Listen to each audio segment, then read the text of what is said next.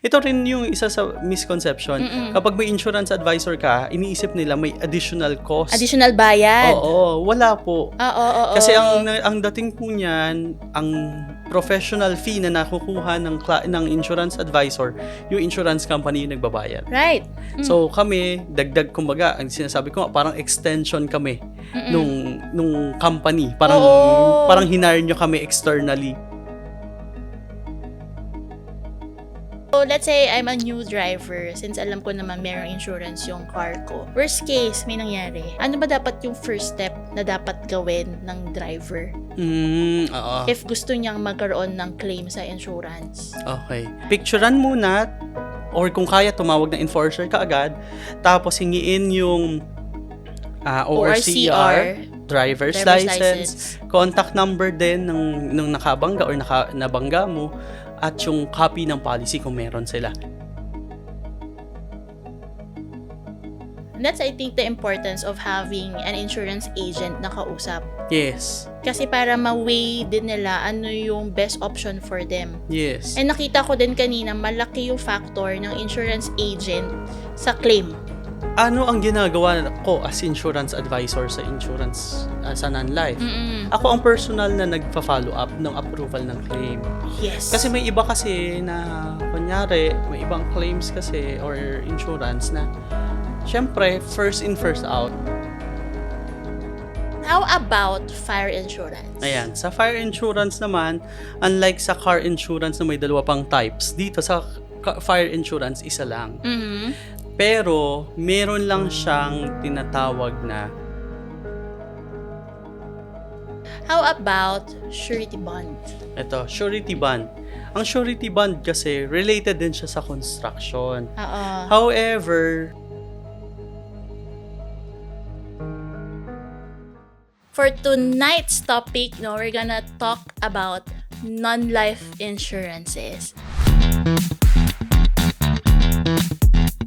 so technically, wala siyang living benefit kapag walang nangyari. Yes. So, doon papasok yung contractors or risk insurance. So, kasama siya doon.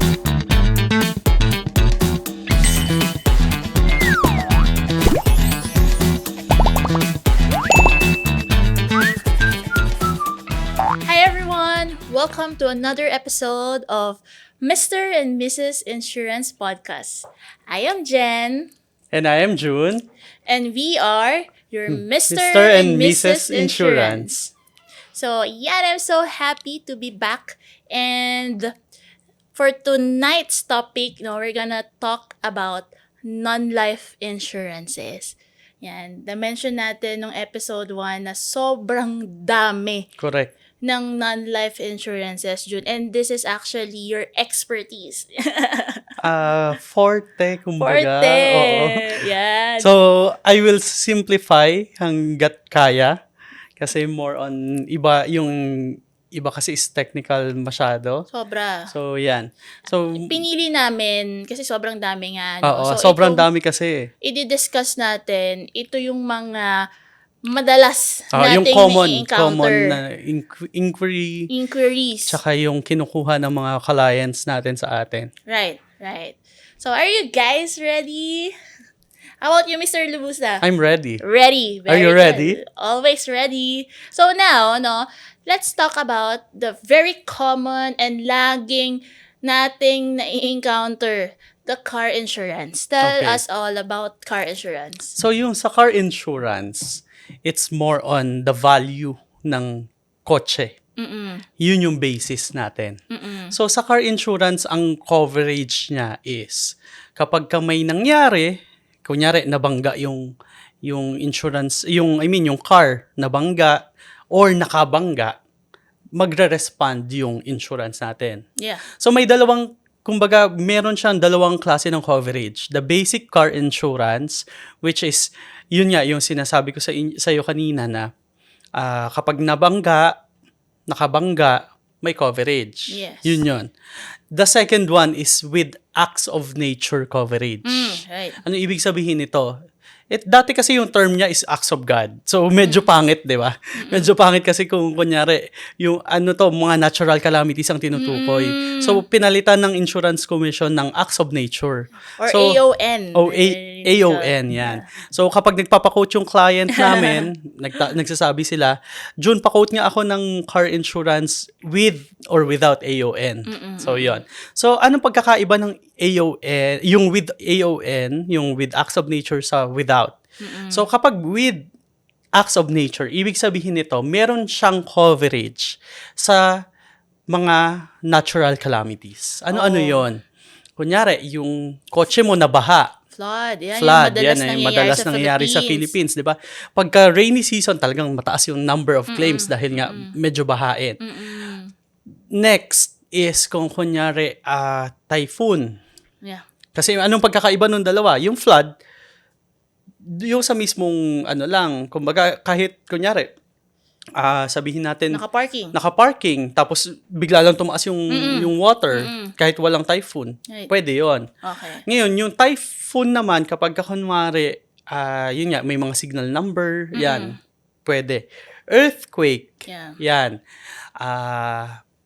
Covered din yan. Okay. So, kunyari any acts of nature, pwede siyang i-cover.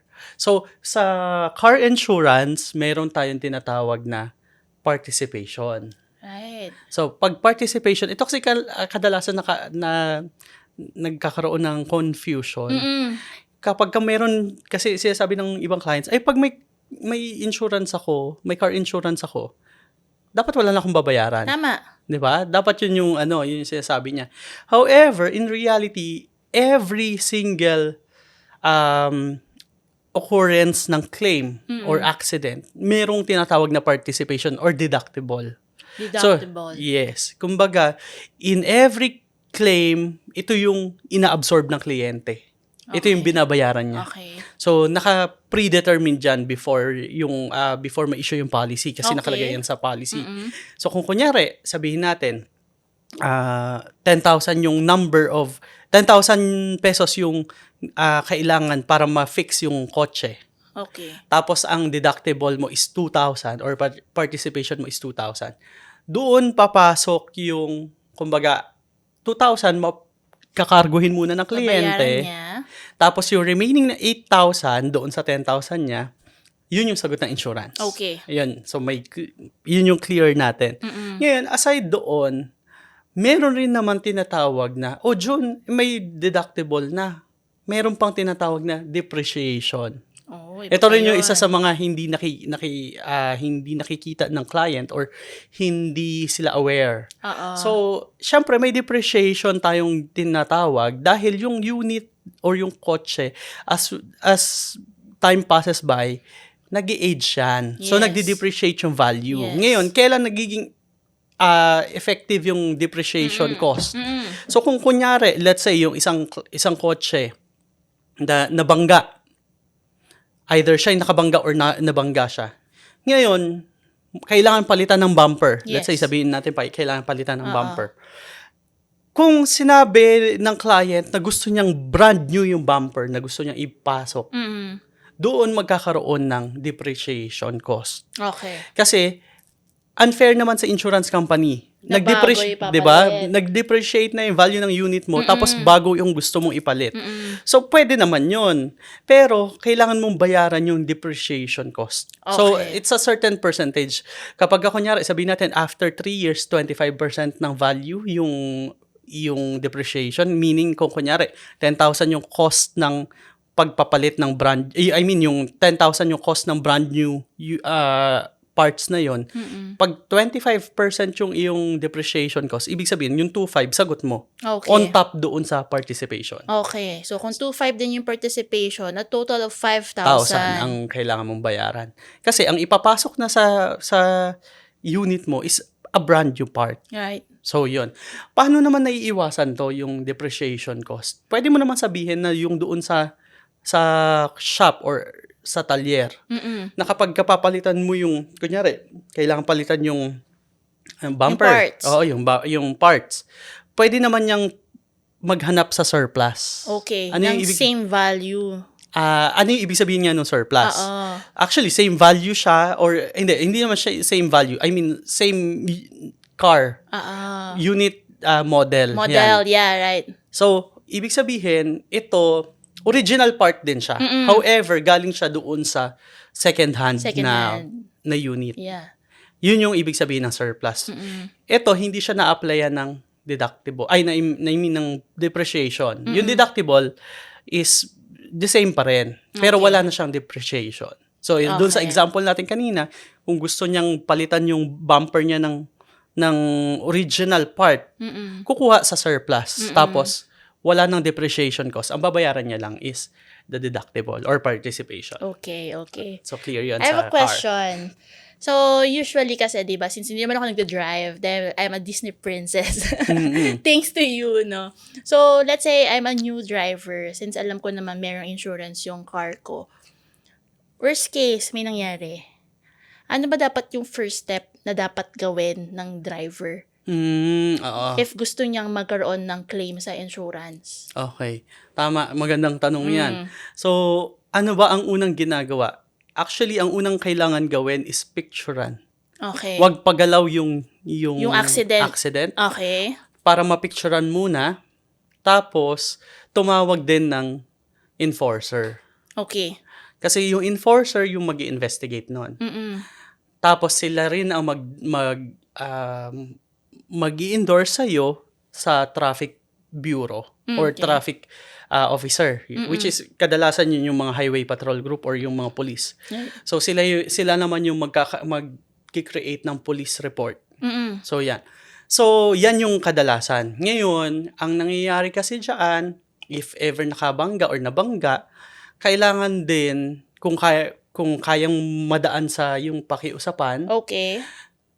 Pwede mo ring hingiin yung ORCR nung nakabangga sa'yo or nabangga mo. Okay. At the same time, yung driver's license or pati yung yung kung merong copy ng policy. Ng insurance policy. At least kahit papano alam mo okay, na may na may insurance company na nagko-cover. Okay. Ngayon,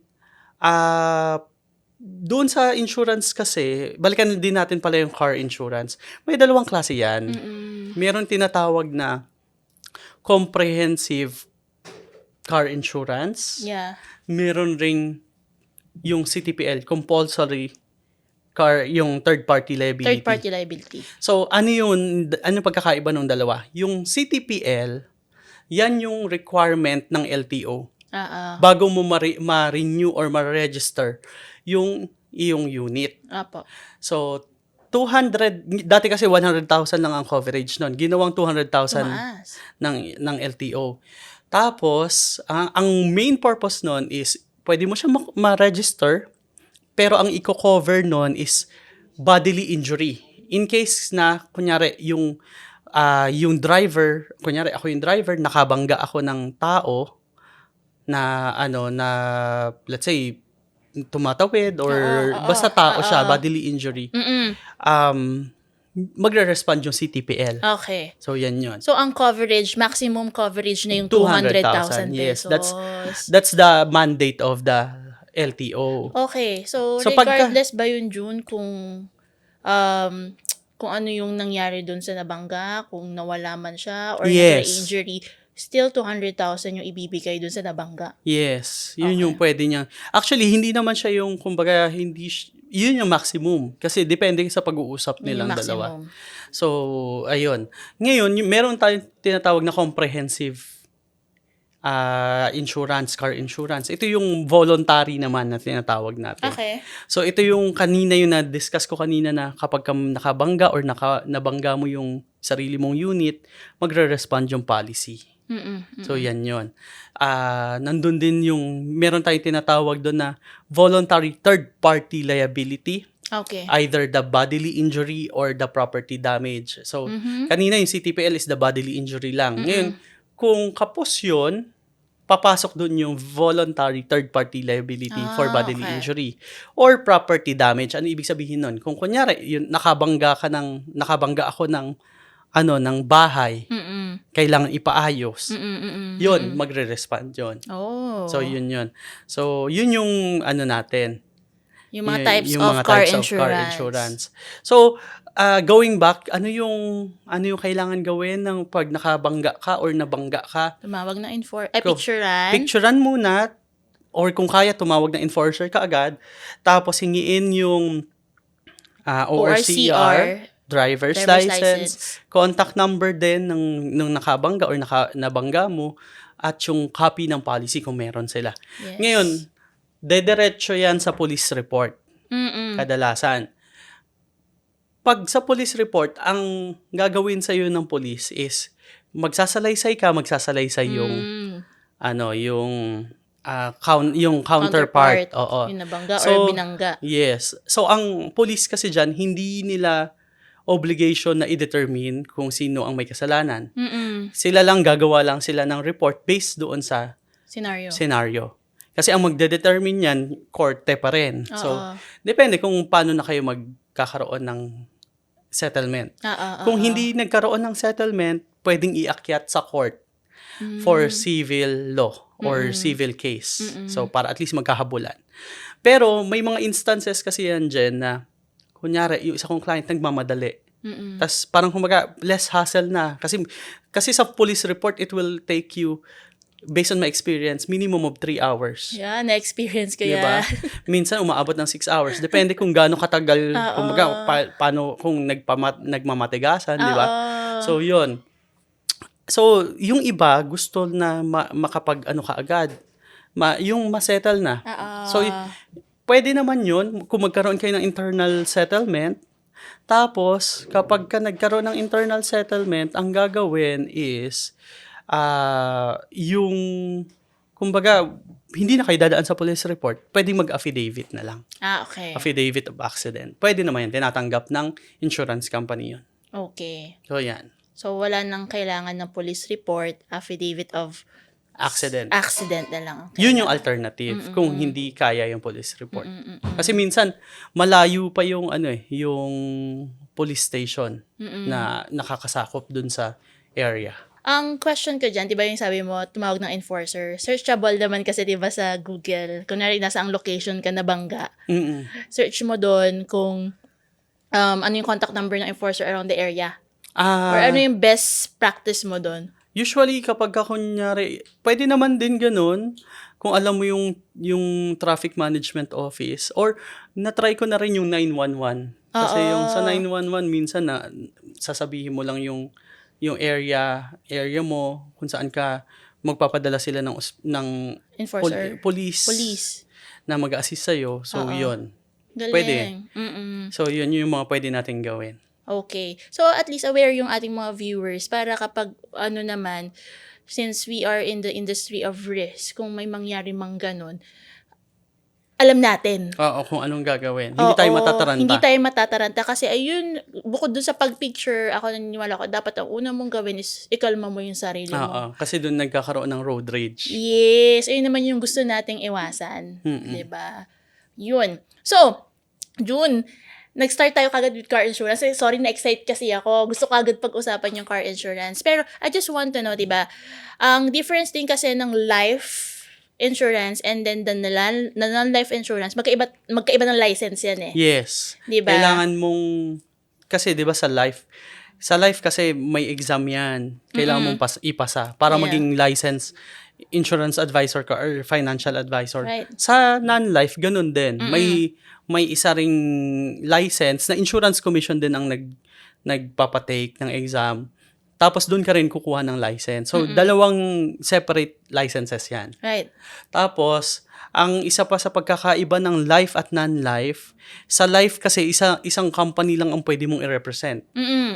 Kung gusto mo lumipat ng company, kailangan mo mag-resign doon sa company na current mo. Yeah. Sa non-life, you can represent up to 7 companies, insurance non-life companies. Yes. As long as na okay yung record mo sa kanila, kumbaga wala kang mga outstanding or wala kang fraudulent na ginawa, pwede kang mag-represent sa kanila. So, yun yung pagkakaiba. Yun yung main na pagkakaiba ng dalawa. So, there are instances, kasi na-observe ko sa'yo, di ba? If the client calls you na, June, pa-quote ako ng gantong insurance sa bago kong biling kotse. So, ang ginagawa mo, binabato mo siya sa mga Yes. iilang insurance companies, and then ikaw mismo yung nag-a-assess ano yung pinaka-okay for the client. In general kasi lahat naman ng non-life insurance companies, halos sa car insurance, halos same lang ng coverage. Ang nagkakatalo lang dyan yung rate. Yung premium rate na sinasabi. Kasi may mga sliding rates yan. Ibig sabihin, pwede nilang i-adjust Okay. yung rates. So, depende.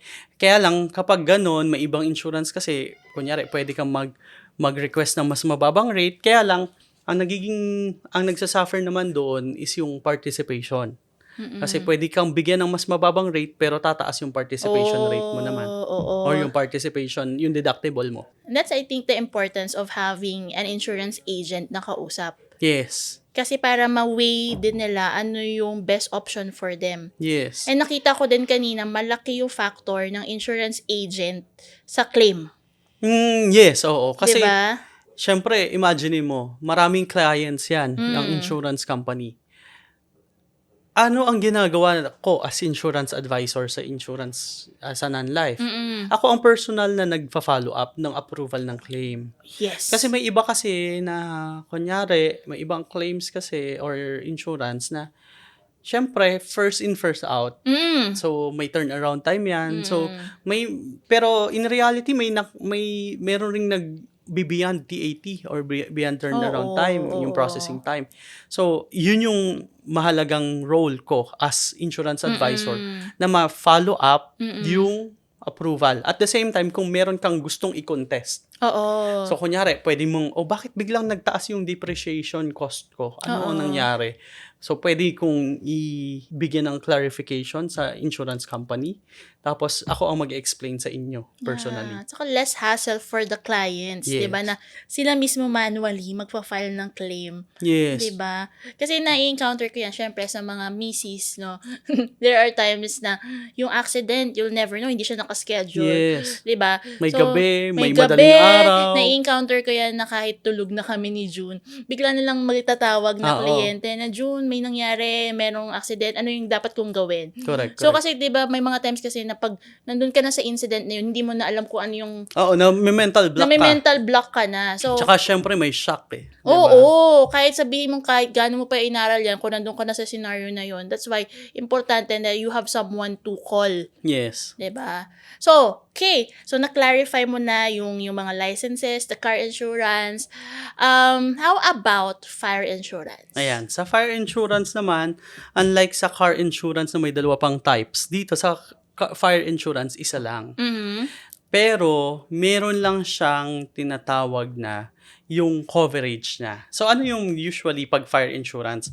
Ang basic fire insurance is, ang coverage niya is fire and lightning. Ibig sabihin, damage ng cause ng fire or ng lightning. Ng Mismo, kidlat. Na nag-result to fire. To fire. So, yun. Meron rin naman na yung iba nagpapakover ng sinasabi natin na allied perils. Okay, what's that? Yung allied perils, actually, ito yung acts of nature sa car. Sa car. Pero, mas kilala kasi siya sa allied perils. Nandyan din yung typhoon, flood, earthquake, volcanic eruption, meron pa tayong broad water damage, yung bursting of pipes. Kasi, pwede yan, covered natin yan. So, kunyari, ano yung bursting of pipes? Kunyari, nasa mall, okay, or nasa condominium unit ka, nakapark ka sa underground basement, kung biglang pumutok yung pipe at nag-cause ng damage sa sasakyan mo or sa property mo, pwede siya i-cover ng fire insurance. So, yan. So, ang determination ng value ng fire insurance is based on the client mismo. Kasi pagka tinatanong yung clients namin, June, paano mo ba binibase yung magpadala ka na lang ng tao na magbe-base nito. So yung kami in general practice, ang ginagawa namin, ma'am, magkano po ba yung value ng pagpapagawa nyo? So yun yung kadalasan. Kasi kung magkano yung value ng pagpapagawa mo, Yun yung value ng insurance, Coverage. ng coverage. Ngayon, merong dalawang klase ng kino-cover sa fire insurance. The building, Yeah, yung building. structural, and the contents. Yung ibig sabihin yung laman. Yes. So, kapag building lang ang pina-cover mo, kung nasunog yan, magre-respond lang siya for the repair ng structural building. Pero hindi kasama yung Pero mga hindi kasama laman. yung mga gamit. Kung may contents, yan, pwede. Okay. So, yun yung kadalasan. So, sa condominium, kadalasan may sarili ng fire insurance yung Condo condo mismo. for the building, kailangan mo na lang for the contents. Yeah. So, yan. Pero kung mga residential yan, building and contents. So, kumbaga, the client also will determine magkano yung contents na ipapakover Yes. nila. Tsaka, siya ang magde-determine. Tsaka magkano yung building na pinagawa niya. Pero sa contents, just want to clarify, yung sa contents, usually hindi kasama dyan yung cash, Ayun, yeah.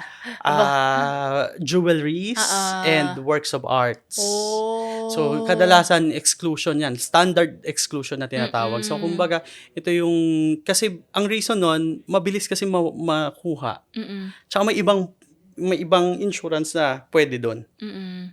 So, kaya siya excluded doon sa contents. Okay.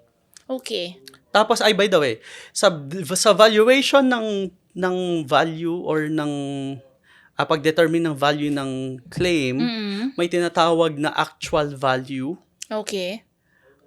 Meaning, in-apply yung depreciation. Okay. Kasi kunyari, ilang taon na yung building, di ba? Siyempre, magkakaroon ng depreciation. Or may tinatawag ding replacement value. Okay. Ano ibig sabihin ng replacement value? Yung actual value muna, other term doon is sound value. Sound value. Oo. Yung pangalawang valuation naman is the replacement value. Meaning, kung 10 million yung valuation yung value ng property, kung masunog yan, pag replacement value ang sinabi, ibig sabihin 10 million pa rin yung ibabayad sa'yo ng insurance company. Okay. Walang depreciation na i-apply. Okay. Pero usually, pag ganon, mas mahal ang singil ng insurance company. Siyempre, lugi nga naman din sila. So, yun. Tapos, pag nagkaroon ng claim, unlike kasi sa car insurance, sa car insurance kasi hindi na kailangan ng third party, yung tinatawag na adjuster. Okay. So, sila yung may technical knowledge about sa damages, kung paano mag-estimate, Okay. yon. Sa car insurance, kadalasan yung adjuster niyan, yung internal na ng insurance company. Dito sa fire insurance, kadalasan nag-a-assign yan ng third party adjuster. Na siya yung titingin, magbibigay ng valuation doon sa value or sa damage na natamo nung fire or nung building. Ayan. Can you cite some experiences na ano yung mga na-experience mo na claims sa fire? Sa fire, may na-experience na ako na yung isa nabasag yung kanyang pintuan. Okay. So, meron kasing tinatawag na plate glass coverage. Oo. So, nabasag yung pintuan niya, made of glass. So, nakapag-claim kami doon ng roughly around 5,000 para sa replacement nung glass na yon. Tapos, yung worst case na experience ko as of now is yung kusina. The kitchen. Naalala Yung ko yan. kusina ng isang church. Simbahan. Oo. Na nakatulog yung nagluluto. Tapos umapoy. Oo. So, nagkaroon ng damage doon sa kitchen. At the same time, yung few appliances na damage. So, yun, nagkaroon ng claim doon. So, covered yung contents. Yes, na-cover yung contents. At the same time, na mabilis yung naging approval. Imagine kung baga nagkaroon ng replacement kagad dun sa amount na At the same nawala. time, makaka-request ka kapag may insurance advisor ka, pwede kasing kasi ako personally, ang ginagawa ko, binabato ko kagad sa mga kung saan ako accredited. Tapos, pag sasamahin ko, titingnan ko kung ano yung pinakamababa, ipe-present ko sa kliyente lahat. Pero magkakaroon ako ng suggestion. So, at the end of the day, yung client pa rin yung may final say. Pero ako, may suggestion na kung saan yung pwede kong ipasukan. Yeah. Di ba yung fire insurance, hindi lang naman siya limited to bahay, personal bahay. Yeah. Pwede din yun. Na-mention mo kasi merong church. Oo. Merong residential, merong commercial. Oo. Siyempre, mas mahal lang din yung commercial. Let's say, if you have a business na may restaurant. Na may diba? restaurant, o kaya naman you have a manufacturing plant. Yon, pwede yon. Pwedeng i-cover yon. So, yung iba, yung condominium mismo, depende sa value din, yung premium. Depende kung anong gusto mo din i-cover. Yes. May deductible din yon. Ang fire insurance. Oo, ang fire insurance. So, depende yan kung ano yung mga perils na nakalagay. Usually, nakalagay naman yan sa policy. Kapag ka fire and lightning lang, usually walang deductible. Pero kapag kayo mga earthquake, acts of nature, mga 1 to 2%. So, depende kung paano 1 to 2% of the coverage. Of the actual loss. Actual loss. Yes. Okay, that's clear. Okay. So, ito, favorite mo to. The construction or business insurance. Ayan. So, sa construction or business insurance, dyan pumapasok, actually, marami-rami yan. So, sa construction, klinaster ko lang siya na ganyan. So, meron siyang business interruption, if ever, kunyari, nagpapaupa ka or meron kang rental doon sa ngayon nasunog. So, pwede siyang i-cover through business interruption insurance. Meron rin naman yung sinasabi ko nga sa inyo yung kanina, yung construction all risk. Okay. Na kapag ka nagpapatayo ka ng bahay or ng building, kapag ka may nangyari doon sa mismong building, covered. So, yun. Tapos, meron yung iba. What do you mean may nangyari dun sa building na habang pinapagawa? So, kunyari, let's say, nagkaroon ng yun nga, yung sunog, nagkaroon ng earthquake, na damage yun. Habang pinapagawa pa lang. Habang pinapagawa pa lang. Kasi yung fire insurance, hindi siya, balik tayo sa fire insurance, hindi siya pwedeng i-cover yung building or bahay na ginagawa. Yeah, dapat tapos na. So, habang ginagawa yung bahay or building, yung contractors all risk ang magko-cover nun. That's nice. Kasi di ba merong recent na balita about dyan, yung isang malaking building, gumuho. Oo, yun. So, possible yun na mag-respond yung contractor. Contractor all risk. Ayan, di ba? So, natututo tayo. So, meron din, may isa pa, yung EAR, yung erection all risk. Ano naman si erection all risk? Ang pagkakaiba lang niya sa contractor all risk is meron lang siyang testing and commissioning ng mga electrical equipments. So, mga electronic related. So, kunyari, erection of tower, yung pag-build ng tower, so may testing and commissioning yun. So, yun, dun siya papasok. Halos the same lang siya.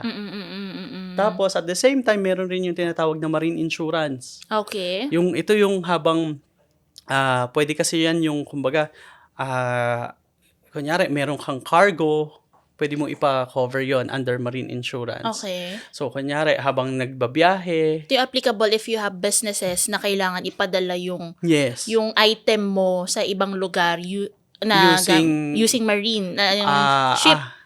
Actually, hindi lang ship. Pati yung transportation via land. Okay. Yung mga, kunyari, nasa truck siya. So, pwede mo siya So, marine insurance pa din yung tawag doon? Yes, marine insurance pa rin yun. Okay. Tapos may iba't ibang klase yan. May inland marine, may cargo, so may inter-island. So, is this applicable also to the logistics? Yung mga, kunwari, di ba may mga, let's say, mga parcel, ganyan. Oo. Kung gusto mo i-cover yung mga parcels, yan, pwede yan sa inland marine tsaka inter-island marine insurance. So, yan yung mga pwede niya. Going back dun sa contractors all risk, June, naalala ko, meron sa Makati na news dati na parang may giniba ba or ginagawang hotel doon. Naalala mo sa may Makati Ave.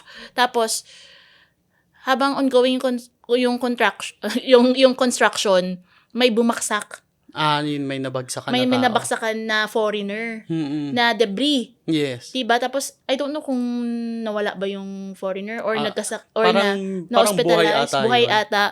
Pero if ever, ano bang na-hospitalize. insurance yung magre-respond doon? Actually, yung contractors all risk insurance, meron kasi yung portion na third-party liability.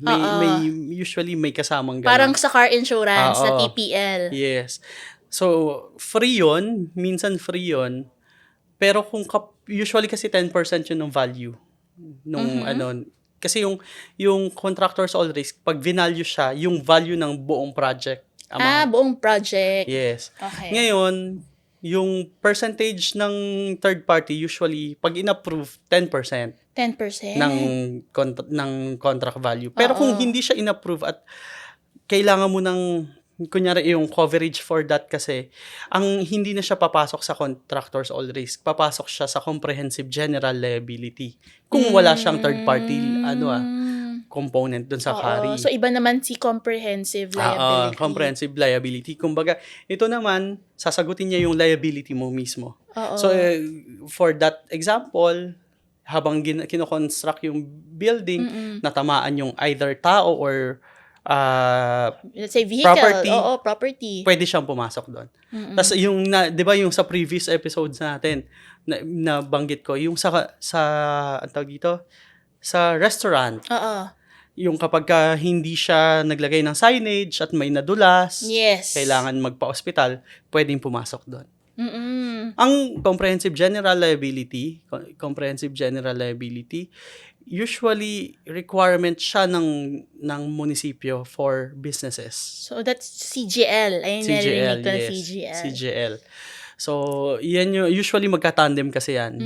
Yung contractors all risk tsaka CGL or comprehensive general liability. It's a requirement ng government, ng munisipyo. Para dun sa mga pag-open ng new business. Pero, kung sa mga, kunyari, operating na yung business, pwedeng voluntary na siya. Kaya make sense. Naalala ko yung nag-work ako dun sa fast food.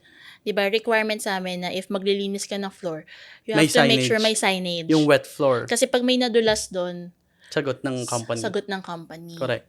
Okay. We're done with car insurance, fire insurance, construction all risk, the business insurance.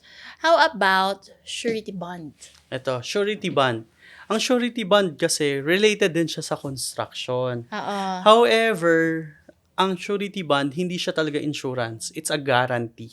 Okay. So, kumbaga, it's a contract of guarantee. Ano pagkakaiba ng insurance sa typical na insurance ng non-life versus sa guarantee? Kapag typical kasi na insurance ng non-life, kunyari, magbayad ka ng premium, kung ano yung damage, sasagutin namin. Yes. Ito kasi, pag surety bond, i-guarantee namin na ma-perform nung tao yung obligation niya sa'yo. Ika-guarantee ng insurance. Oo, yes. Parang tatayo siyang principal guarantor. Okay. So, ano yan? Usually, three parties yan. Merong tinatawag na principal, or usually, yan yung contractor. Okay. Or yung gagawa ng obligation. Yes. Pangalawa is the obligee. Obligee. So, yung obligee, siya yung nag-uutos na pag gawin nyo to. Gawin nyo to. Okay. Ngayon, pangatlo is yung surety company, which is the insurance company. Okay. So, dito kasi sa Philippines, magkasama siya. Sa ibang bansa kasi, hiwala yung surety company. So, dito sa Philippines, Insurance Commission ang nag-handle, insurance company rin ang nag-i-issue. So, yan. So, ano ang ginagawa niyan? If ever na, kunyari, kadalasan kasi usually, may dalawang klase yan. Judicial, tsaka non-judicial. Pag judicial, yan yung mga, kunyari, mga bail bond, kapag kunyari, nakasuhan, yung gusto mo magbayad ng piyansa, kailangan mo mag-bail. So, kailangan ng bail bond. Meron rin mga, kumbaga, yung injunction bond, kumbaga kung may mga gusto kong ipatigil na utos ng court, pwede yon. Pero kailangan mo magbayad ng bond. So yan. Meron rin namang tinatawag na non-judicial. At ang isa sa mga sikat doon is the construction bond. Okay. So construction bond, ang ginagawa nito is ginagaranti niya na matatapos yung project on time. So, may iba't ibang klase yan. Mayroong bidder's bond, mayroong advance payment bond or surety bond. Okay. Pero yung surety bond kasi is general term. Pero ang dami pala, mas no? kilala lang yung advance payment bond sa surety bond kasi yun yung ibang gamit. Oo. So, meron ring performance bond, Okay. meron ring warranty bond, Mm-mm. at the same time yung payment bond. Mm-mm. Meron ring surety general. So, kung kunyari hindi pasok doon sa kunyari wala siyang format, pwedeng pasok doon sa surety bond. Oo. Sa surety general. Ngayon, anong pagkakaiba nung 5? Mm-mm. Yung pagka nag-bidding, doon papasok yung bidder's bond. Okay. Igagaranti niya na yung So, this is applicable to the construction company? to the Okay. construction company. Mm. Igagaranti niya, kunyari ikaw ang project owner, Oo. tapos ako yung contractor. Oo. Ngayon, magpapabidding ka. Oo. So, syempre maraming sasali. Oo. May insurance company, kunyari, sasabihin mo, kailangan ko ng bidder's bond. So, Ako. oo, ikaw Okay. magsasabi. Kailangan mo kumuha ng contractor, kailangan mo kumuha ng bidder's bond. Okay. Para saan yun? Protection yun ng project owner. If ever na manalo yung bidder, lowest bidder, tutuloy siya sa project. Yun yung ibig Okay. sabihin. Kasi magkakaroon siya ng cost kapag hindi siya tumuloy. Oo naman. Kasi 'di ba lowest bidder, ang mananalo doon yung second lowest bidder kung hindi tumuloy yung first lowest. Yung So may gap. difference, Oo. 'di ba? Ayan. So yun yung i-cover nun. Ngayon, yun yung covered ng bidder's bond na Okay. kailangan mo tumuloy doon sa project. Mm-mm. Pangalawa, performance bond. Magkasabay to. Performance bond tsaka advance surety bond or advance payment bond. So, pagka advance payment bond, syempre, kunyari ikaw na yung nanalo, Mm-mm. magbibigay siya ng pera sa'yo as advance payment. So, kailangan mag-provide ka ng advance payment bond para i-guarantee ng insurance company na if ever ako as contractor, hindi ko matapos on time yung project, yung unliquidated portion or yung hindi ko nagamit na down payment, ibabalik ko sa'yo. Okay. Ganun siya. Yun yung i-guarantee ng insurance company. Mm-mm. Ngayon, sa performance bond naman, ang i-guarantee niya is, di ba may timeline? Yes. I-guarantee niya na doon sa timeline na yun, matatapos ko on time Yes. yung project. Okay. Otherwise,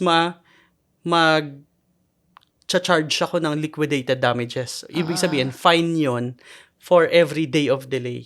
Every day. Yes. Kasi mag-i-incur din siya ng cost expense, o expense diba? sa project owner. So, Oo. yun yun. Tapos, meron tayong natawag, so okay na tayo, bidder's bond, Yes. advance payment or surety bond, Mm-mm. performance bond. Yeah. Meron rin tinatawag na payment bond. Yung Okay. payment bond naman, ito bihira lang to i-require. Pero ang purpose nito is ginagaranti niya na yung payment para sa mga suppliers ko. Okay. 'Di ba? Ako as contractor, may kukuha akong suppliers tsaka Oo. tauhan. Oo. Ngayon, ang igagaranti niya, protection siya ng project owner na if ever hindi ko mabayaran yung Mga suppliers. suppliers ko, hindi siya habulin. Si insurance. Si project owner. Oo, si Si insurance ang yung- hahabulin, yes.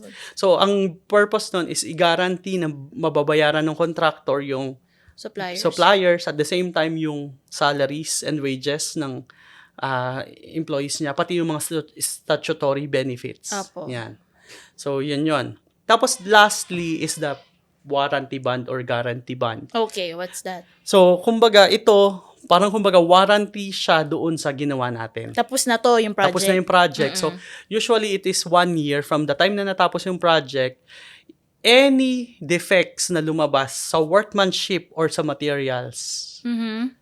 sinasabi doon na na-guarantee na ng insurance company na gagawin ng contractor yung defects na yun or i-repair. Okay. Otherwise, pwedeng mag-claim. So, ganun siya. So, who pays for the premium? Is it the owner, yung Project owner? project owner, or the construction company? Depende kasi in general practice kasi sinasama siya ng contractor sa bidding, sa project amount. Okay. So, ideally, dapat si project owner. Oo. Tapos i-reimburse niya si contractor. Oo, Kumbaga, si project owner yung dapat magbayad. Pero kaya lang si contractor kasi yung kaharap ng insurance company. So, si contractor muna magbabayad. So, dapat i-reimburse niya. Pero may iba kasing construction company na nakakalimutan isama yon sa bidding. So, yung iba, ina-absorb na nila. That's nice. So, yun. So, ang dami. Madami. At saka, at the same time, yung experience mo din kasi, June, galing ka Sa surety. sa surety. Surety underwriter kasi Kasi ako. kung pinapakinggan ko siya ngayon, nagigets ko siya ngayon. Pero kumbaga kung mismong technical, kasi nakikita kita, ang dami mong kontratang binabasa. Unlike kasi sa fire insurance tsaka car insurance, yung surety bond, secondary contract siya. So, dapat mag-refer ka sa main contract nila. Meaning, yung kontrata ng contractor at nung project owner. So, yun siya. Hindi mag-exist yung surety bond kung walang main contract. Galing. So, medyo inaayawan to ng ibang mga agents at the same Sa time. non-life, no? Oo, kahit nung empleyado pa lang ako, inaayawan siya kasi Technical. masyadong technical. Marami lang siyang requirements compared dun sa car insurance saka fire insurance. Pero once na maintindihan mo siya, magiging madali na lang. Oo. So, yun, no? I hope na tuto tayo dun sa surety bond. No, akala natin, pagka-explain mo, tama nga sinabi sa atin nung client mo, no, na pagka-explain mo, parang ang dali lang. Sana mas mabilis maintindihan. So now, ito, common to, lalo na ang daming gustong mag-travel. How about travel insurance? Ayan.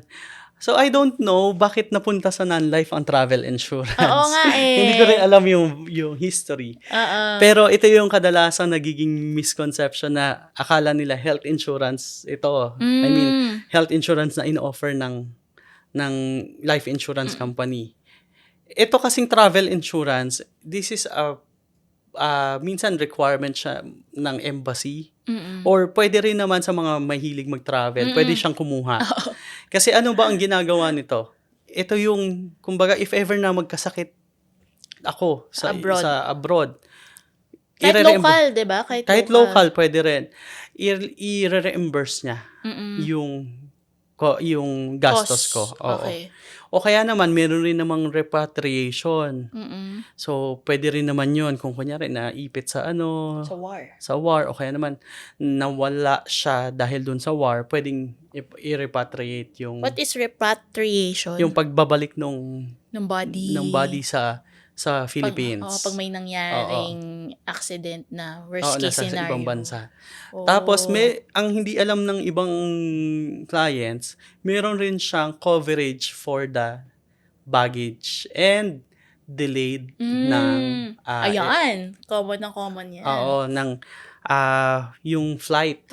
So, meron yan, pag na-delay yung flight nyo, pwede kayo mag-claim, pero may minimum number of hours yan. Delayed. Oo. Kung di ako nagkakamali, is minimum of 6 hours na delayed. O kaya naman, yung nawala yung baggage nyo, kasi may mga nangyayaring ganyan na misplace yung baggage. Yes, so, napupunta sa ibang bansa. Oo. Or yung iba, hindi na talaga nakikita. Oo. So, pwede kang mag-claim doon. So, yun, okay. So, kung let's say nagkaroon ng natural calamities, tapos na-cancel yung flight, since may mga booking ka na non-refundable, pwedeng i-cover ng travel insurance. Yes, pwede rin naman. Kasi pag nagbubook ka, di ba, minsan ng ticket, minsan naka-add-on na yun eh. Yes. Anong mga kailangan mong tignan doon para ma-make sure mo na tama yung kinukuha mo? Una, ang pinaka-importante doon, yung main coverage. Oo. Kasi lalo na nung COVID, after nung COVID kasi may nakalagay, may iba na hindi nila kino-cover yung yung COVID cases. So pwede kang tumingin na dapat included yung COVID. Oo. Tapos at the same time, tingnan mo rin kung gaano kalaki yung coverage. Kasi yung iba, ayaw nila ng mahal yung premium, pero ang liit naman ng coverage. So ako, okay na sa akin, let's say 1,000 yung babayaran mo for 2.5 million coverage. Diba? Sobrang mura. So yun yung travel insurance. Oo. Imagine, that's for local or international? That's for international. Oo, kasi even local, nagta-travel Meron din. insurance na. Yung pag sa local kasi usually, yung ibang companies nagbibigay ng cap na 1 million coverage. So, Okay. hindi na rin masama. Right. So, ang ganda ng travel insurance. No, how about, we have last two, the group accident insurance, June. Yan, yung group accident insurance, anong pagkakaiba nito sa group insurance ng life? So, group accident insurance, magre-respond lang siya kapag aksidente Oo. ang cost. So, ang mainly coverage na is for accidents lang. So, unlike dun sa group insurance ng life, kahit yung mga natural death Oo. or natural way na mawala yung client, Oo. nako-cover. Dito, more on accident-related siya. So, kung hindi siya accident-related, hindi magre-respond yung policy. Kasi doon din na minsan nagkakaroon ng confusion yung client. Kasi diba naalala ko noon, merong isang parang HR na yung employee nila na aksidente ba? Or nawala, pero hindi dahil sa accident. Oo. Yung isa kong kliyente yon. Oo. Meron siyang client, employee na nawala dahil sa heart attack. Oo. So, tinatanong niya kung merong coverage Or for the heart. makiklaim. Sa group personal accident insurance. So, unfortunately, wala kasi hindi accident-related. Yeah. So, yan. So, dyan din papasok yung mga medical reimbursements.